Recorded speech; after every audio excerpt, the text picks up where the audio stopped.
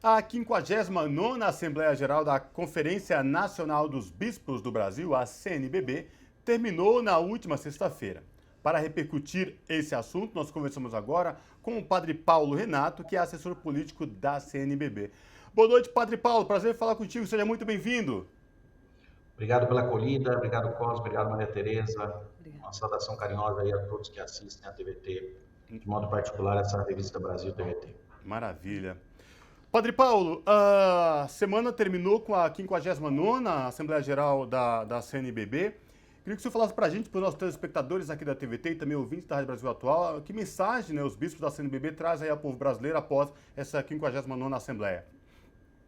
Então, primeiro eu queria dizer assim, a Conferência Nacional dos Bispos do Brasil ela tem uma trajetória histórica de suas assembleias, por isso, como você bem disse aí, a 59ª, né? Uhum. Ela manteve essa trajetória mesmo em períodos muito difíceis do nosso Brasil e sempre com posições firmes, democráticas, proféticas, em defesa do Estado Democrático de Direito, em defesa das liberdades das pessoas, em defesa daquilo que deveria ter marcado durante todo o período da história o nosso país, que é a democracia. Contudo, mesmo em períodos onde a democracia não foi exercida ou aproximada de exercer, ela deixou de realizar suas assembleias e trouxe essa mensagem, né?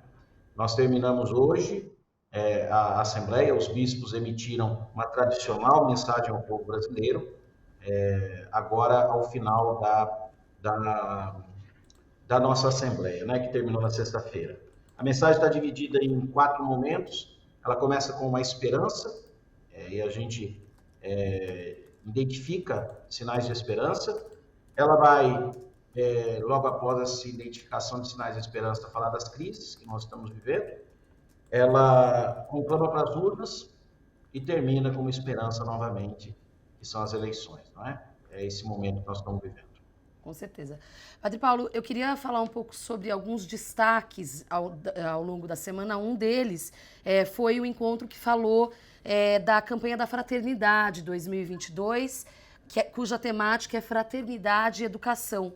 Gostaria que o senhor contasse primeiro, para quem é leigo, né, não sabe da importância da campanha da Fraternidade para a Igreja Católica e a escolha do tema.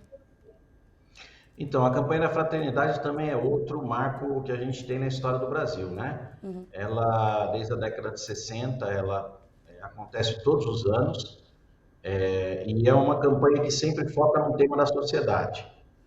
É muito importante que nós compreendamos assim, a igreja, a partir dos seus valores, evangelho e doutrina social da igreja, ela tenta iluminar uma realidade social, política, a cada ano.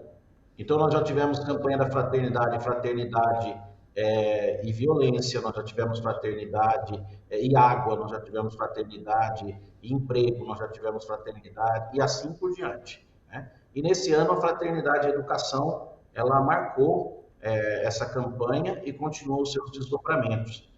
Nós temos o nosso tempo forte, que é o período da Quaresma, que termina com a Páscoa. Nesse tempo, ela é intensamente trabalhada, e a partir desse tempo nós continuamos desdobrando em ações concretas a campanha, mas nós já estamos na preparação da campanha de 2023, que vai tratar de um tema extremamente pertinente, que é a fraternidade e a fome. Sobretudo, né, padre, um momento tão delicado que a gente vive hoje, né, com milhões de brasileiros que passam fome, correm atrás de um caminhão para pegar osso, brigam por um caminhão de lixo para ver se tem alguma sobra. Nesse momento tão delicado, o senhor tocou num ponto também que foi da Conferência Nacional dos Bispos, né, do documento, falando de democracia. Né, é uma coisa que se enraiza, né, luta por direitos, democracia, e como o senhor falou da campanha da fraternidade, né, essa questão da fome, que vem desolando milhões e milhões no país, e é tão complicado a cada dia que passa, porque em todo canto que você vai, você vê milhares e milhares de gente pedindo nos faróis um alimento, né, padre? Então, é interessante essa sua colocação, porque, veja bem, os bispos, quando emitem a sua mensagem, aqui da 59ª, agora na sexta-feira, os bispos, eles fazem uma constatação. Primeiro, que culpar a Covid-19 pela crise que nós estamos vivendo no nosso país não é de tudo correto. A Covid-19, ela foi uma espécie de catalisadora de uma crise que nós já estávamos atravessando. E ela escancarou uma estrutura social, uma crise estrutural que o país vive. São problemas estruturais. Agora, a fome realmente ela tomou uma proporção e vai tomar essa proporção de maneira maior. Veja bem, nós temos uma constatação na mensagem ao povo brasileiro que os bispos emitiram, e essa constatação ela dá conta que é impossível que no momento em que nós vemos num país que é o segundo maior exportador de alimento do mundo, tenha gente passando fome. Quer dizer, não é um problema de alimento, não é um problema é um problema de distribuição, é um problema de mercado, é um problema econômico. É uma economia perversa, uma economia que mata, uma economia que coloca o ganho acima do ser humano, e por isso a gente vive num país que exporta alimento para o mundo e que tem gente passando fome. Quer dizer, como é que a gente tem condições de experimentar essa realidade calado, né? É o que colocam os bispos na sua mensagem para a 59ª Assembleia. Padre Paulo, queria falar um pouco do documento produzido na Assembleia, que destaca alguns pontos, eu queria falar de alguns deles. O seguinte trecho, abre aspas, tentativas de ruptura da ordem institucional sobre o Brasil de hoje, claro, né, gente? Hoje propagadas abertamente buscam colocar em xeque a lisura do processo eleitoral e a conquista irrevogável do voto. CNBB está se posicionando claramente aí em favor da democracia e sobre os ataques promovidos pelos apoiadores de Bolsonaro, pelo bolsonarismo, com relação ao processo eleitoral e o processo democrático. Qual a importância da CNBB se posicionar dessa forma e como é feito, feita, né, essa carta, feito esse documento, quais as decisões para que se coloquem os principais posicionamentos da entidade? Maria Tereza, veja bem, nós temos consciência de que nós vivemos num Estado laico. CNBB, os bispos do Brasil não chamam para si com um grau de arrogância, nenhum protagonismo social a ponto de querer ocupar o lugar de qualquer outra entidade. Mas também nós temos consciência de que a Conferência Nacional dos Bispos do Brasil ela foi muito importante na redemocratização, na história do país, e ela continua sendo um referencial nas suas posições, quando se manifesta. A CNBB faz parte do Observatório de Direitos Humanos, na pessoa do seu presidente, Dom Valmor de Oliveira, arcebispo de Belo Horizonte, o Observatório de Direitos Humanos do Conselho Nacional de Justiça. A CNBB compõe o grupo do Pacto pela Vida e pelo Brasil, junto com a AB, com a SBPC, com a ABI, com a ABC, e os seus posicionamentos individuais, como entidade, a partir do colegiado, eles ganham uma força maior quando ele vem de um órgão como é a Assembleia Nacional, que é a maior instância, a Assembleia Geral é a maior instância que nós temos dentro da conferência. Então, essa nota, ela tem uma força muito grande.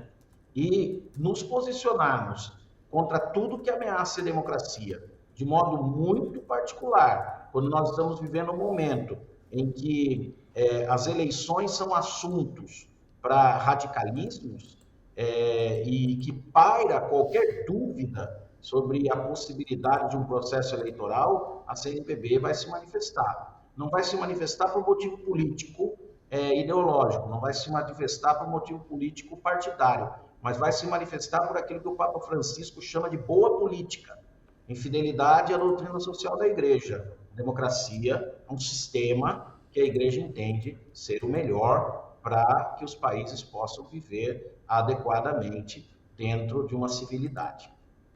Ô padre, sobretudo em um momento tão delicado, né, de polarização, de que você não pode mais se expressar de forma civilizada com o próximo, sem ter que agredir, sem ter que a minha opinião vale mais do que a sua, sem o saber ouvir acima de tudo, né? Eu queria que o senhor falasse também um pouco mais disso, padre, dessa questão, e como o senhor tocou na questão do Papa Francisco também, o Papa Francisco participou, mandou alguma mensagem na Conferência dos Bispos do Brasil, o que o senhor pode falar sobre essa questão? Então, Cosmo, primeiro essa questão do diálogo que você coloca, né, do momento da necessidade do diálogo, também é um ponto que os bispos pegam na carta para dizer que a gente precisa, na luta pela justiça, nós precisamos fazer essa luta com diálogo e fazer essa luta com a cultura do encontro.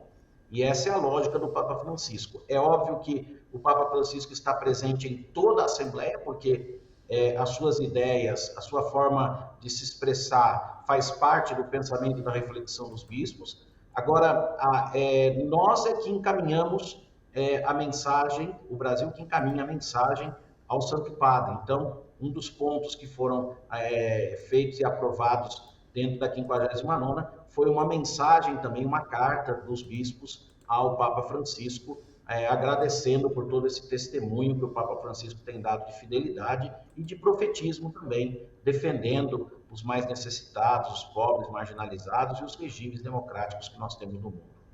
Padre Paulo, ainda sobre a carta, vocês se posicionam com relação, obviamente, aos povos indígenas que têm tido os direitos tão atacados nos últimos anos. Queria que o senhor comentasse esse trecho aí do documento. É legal as perguntas que vocês estão fazendo, Maria Tereza, porque são as nossas pautas preferidas. Que bom. Ô padre, e não foi combinado, viu? E não foi combinado. Não pode faltar em nenhuma manifestação nossa, e eu agradeço por vocês me darem essa oportunidade. Nós somos amigos curi no processo que julga o marco temporal, nós temos uma posição clara a respeito disso. O CIMI, o Conselho Indigenista Missionário, que é um organismo da CNBB, também atua conosco.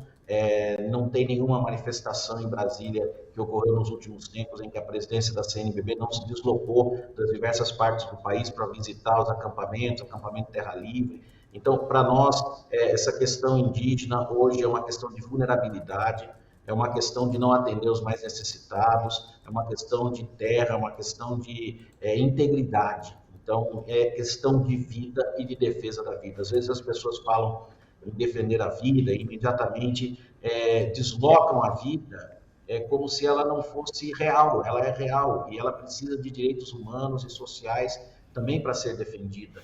E isso nos coloca numa posição muito tranquila de emitir um parecer a respeito, uma posição a respeito dessa vulnerabilidade dos povos indígenas, que vão contar sempre com um olhar atento dos bispos que estão trabalhando nos territórios, porque nós temos dioceses que têm uma boa parte de território indígena dentro delas, e territórios tradicionais, populações quilombolas, ribeirinhas, e também vai contar com a CNBB completa, porque esse apelo chega até os bispos, inclusive, que não têm povos tradicionais, povos originários em suas dioceses, mas se juntam a esse apelo, como eu disse, pelo Evangelho e pela doutrina social da Igreja.